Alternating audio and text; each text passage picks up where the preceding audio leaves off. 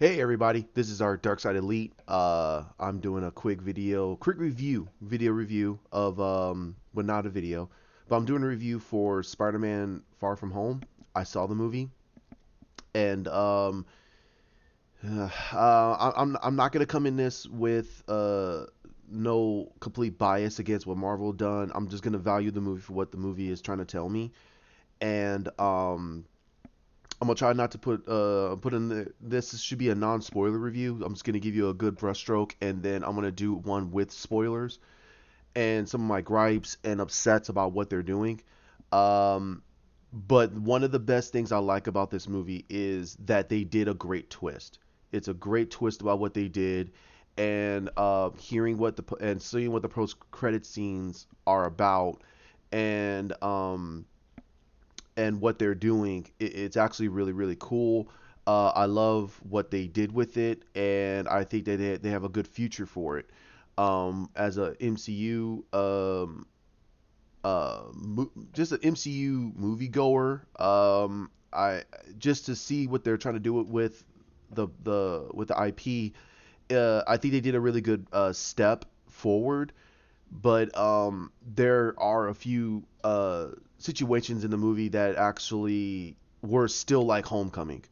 Um, if you had no problems with Homecoming, great, but I did have some problems with it. Um, Anywho, one of my first things is it's literally about Spider-Man, Peter Parker. I think Tom Holland is still a great choice. I think he has that enthusiasm, he has that fun factor, and he wants to play this character for as long as he possibly can. Some say that he wants to do it as long as he can walk. Um, if he's that adamant and that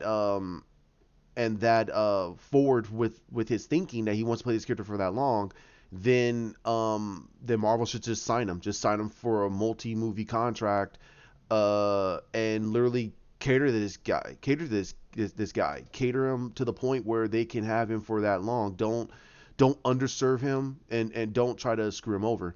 But he does play a damn good Spider-Man, and the problem is I just don't. I think that his Peter Parker is very very lacking. One of the greatest attributes to Spider-Man is it's not about the person underneath the mask. No, it's not about the mask, not about the superhero. It's about the person underneath the mask. If people are going to talk about Miles Morales and how great of him being Spider-Man, then honestly they need to showcase why Peter Parker is the greatest and classic Spider-Man. Um, he is the Spider-Man. I don't care, if you like Miles Morales or if you like May Parker, his daughter, or any other versions of Spider-Man. Peter is the original. He is the classic original. There was no other Spider-Man before him, so he is the original classic one. We all need to under be appreciative of Peter Parker as a character and make his character very solid. Homecoming did not do that for me very well. They kind of changed him up so much that he doesn't seem like he's Peter Parker from the comics. Um, he seems very different. This one, he's still in that same bubble, but that was mainly due to the fact of the 5 year gap and him being dusted, and some of the people that he knew are dusted. Him and Ned were talking in the movie about the fact that some of the girls and the boys that they went to school with, they're all either adults or they're in college, so that puts a new dynamic on his life and the people around him in their lives. So but anywho, the character of Peter Parker is not bad. I think that they moved a little bit more forward with him. Um, I'm gonna save my gripes about what some of the things that they did about his character that I didn't like in the spoiler review. But all in all, it is a step forward with his character. But it's like they got him in this stagnant bubble, and they don't have an enrichment character or villain right now that can actually propel his character a little bit more forward. And again, I'll explain that in the spoiler review. Um, but the other situation is this guy, Quentin Beck. In my personal opinion, he's a good villain. Is he better than the Vulture? No, he's not. He has a very deep backstory, and it's very well entwined with a lot of situations that was going on since Civil War and the first Iron Man, and also throughout the whole MCU. However, in my personal opinion, they did his character almost exactly from the comics. His personality is definitely from the comics. His backstory is not from the comics. It's different, and that's not bad. But his personality, who he is, and everything about him, that's straight from the comics. Now, when they did the Sam Raimi universe, everybody was talking about they should do Mysterio, and that person should have been Bruce Campbell. And but for this version, I think that Jake Gyllenhaal did a damn good job with the character. I think that Mysterio was a very good villain. Um, I do also believe um, that there that if you watch the movie, you're gonna kind of get what I'm saying here. But I hope that everything works out in our favor a little bit better with what happened in the end with him. Um, and I think that we are going to see the Sinister Six. I think that's what they're leading up to. And if you watched Homecoming, you'll understand why Far From Home is a step above. It's like a step to the. It's like a side step and up. It's still like Homecoming, but it's not like Homecoming. It's not like we're getting to know these characters. It's pretty much the same thing, but they're moving in a little bit more forward, and also the 5 year gap, and it's like a new dynamic.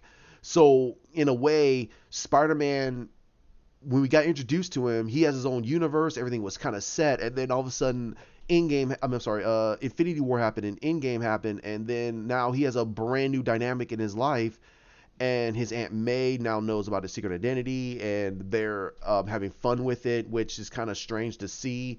In a way that what they're doing with Aunt May, they're mixing certain situations that happen in the comics, because when Peter when Peter was becoming more mainstream not in the comic book universe, not in the comics, but more inside of the comics in his own personal universe, that people were starting to love him as Spider-Man. Basically, Mary Jane was his cheerleader. Mary Jane Watson was his cheerleader. She was the one that actually helped him put up publicity and all this and that. They did that with Aunt May in this. Um, I feel that kind of underserves the character. She's supposed to be the one that worries, because she doesn't want to lose the last remnants of the Parker line, because Peter Parker right now is the last of that Parker line. There are no other Parkers. Um, and having her, I'm not saying that she should be the worrisome old lady. No, what I'm saying is that she should be the cautious. She wants the best for Peter, and she knows that he's gonna use these powers the way, he's gonna be responsible with these powers. But she should also be the mom. She should be the one that says, Peter, are you sure you want to do this? Or Peter, I think that she should and guide him with wisdom, so she could actually be that other staple point of wisdom for him. Because people like it or not, Ben Parker was the one that forged him to becoming Spider-Man. What also helped Peter overcome his grief about what happened with his Uncle Ben was Aunt May. She is the one that he worried about and tried to take care of, but she was also the one that kept telling him that, things happen. Ben lived a great life. I lived a great life. And if anything ever happens to me, I mean, I wish it doesn't, but I don't want you to be, engrossed in it. I want you to move past it. And but this movie, it kind of did not do that. It just moved in a weird direction. Now, like I said, the Peter Parker character is good, but one of the hallmarks of Spider-Man's character is that he's marred in grief. He's marred in tragedy, that the fact that he could not save his Uncle Ben. Now, again, I'm not going to spoil anything, but the movie and the situation in this movie, it feels like that's what we should have got in Homecoming. Like, it feels like they just completely forgot about Uncle Ben. Now, you saw in the trailers, his grief over, what happened with Tony Stark, and, and everything. And that's what I feel that they should have been doing in Homecoming. I'm not saying that he should be just sitting back all somber or anything, but he should be, looking at pictures of his Uncle Ben most of the time. And then when he's swinging around being Spider-Man, he should be having fun, but then he should realize, like, oh, wait a minute, I should be doing something about this, and they don't they don't craft it in a way to make sure that Uncle Ben is still one of the staple points of why Peter is Spider-Man. I'm not saying that we need to see his death.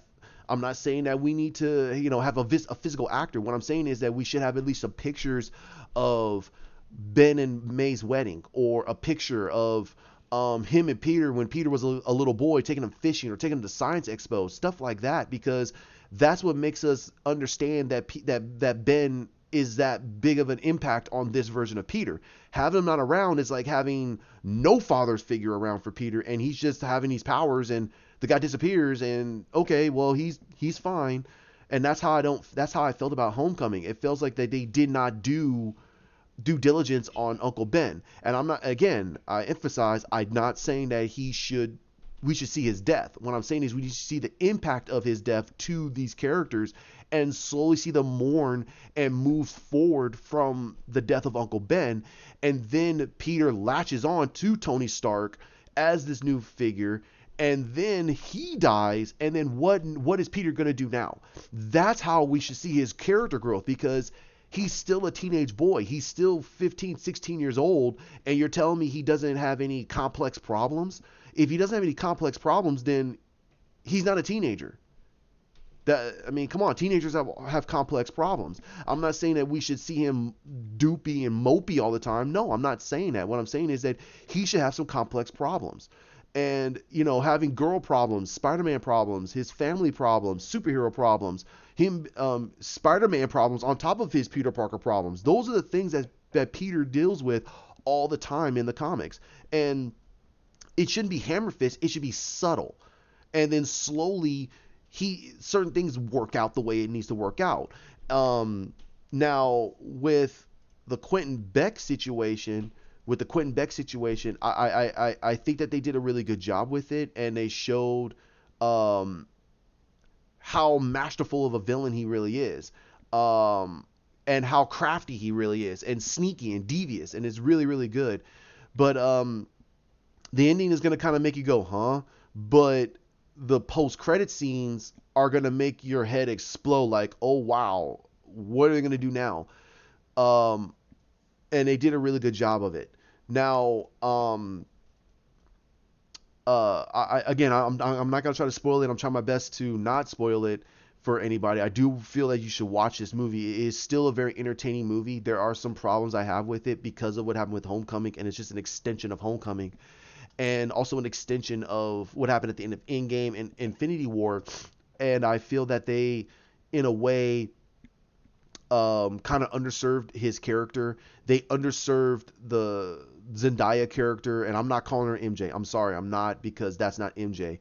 They did an underserved to her character. They should have had her more. I'm not saying that she should be exactly like the comics. I'm saying is, if she's going to be the love interest for this version of Peter, make her very similar to Mary Jane Watson before we get Mary Jane Watson. So then he knows this is the type of person he wants to be with, but don't make her the same exact. She is the same exact type of character he is. She's very meek. She's unassertive. She doesn't know what the heck she wants, but she's lippy, and she always has an opinion. But if she has an opinion, that means she's assertive. She knows that her opinion is right. And that's how she was in Homecoming, and I feel that was an underserved to who she is. Now, a lot of the other side characters like Flash Thompson and Ned Leeds, and we got introduced to Betty Brant, which was kind of strange. They were the side characters in the whole situation. It was literally about Peter, Quentin, and MJ, Zendaya's character. And Nick Fury was kind of like, he was just there, but he wasn't really doing anything. And one of the post-credit scenes at the very end, you find out a little bit more about this whole Nick Fury situation, which is kind of like a gigantic cool, but other things, it was more like, okay. So, if you guys want me to rate this out of a 10, I'm actually going to rate this at a 7, maybe a 7.5. I might sit down again and watch this again and just take away the bias and just see if I can try to be entertained by it a little bit more. It might go up, but if I feel it's the same thing like Homecoming, then it's gonna be a 7 to me. Homecoming to me was a 6, and that was only because I really want to see more meat in the potatoes with Peter Parker's character, and we didn't. We just got him in the suit. He's Spider-Man. Everything is cool, and nothing about Ben. But that's my review.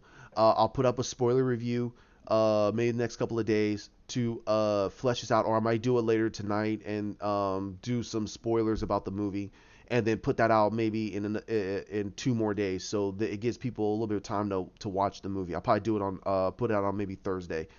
So hopefully you guys see it this weekend. If you guys can't, that's cool. I'll leave this out there so people can see what they if they like it, if they want, if it's something that they want to see or not. But that is my review of the movie. Thank you guys very much. You guys have a good day.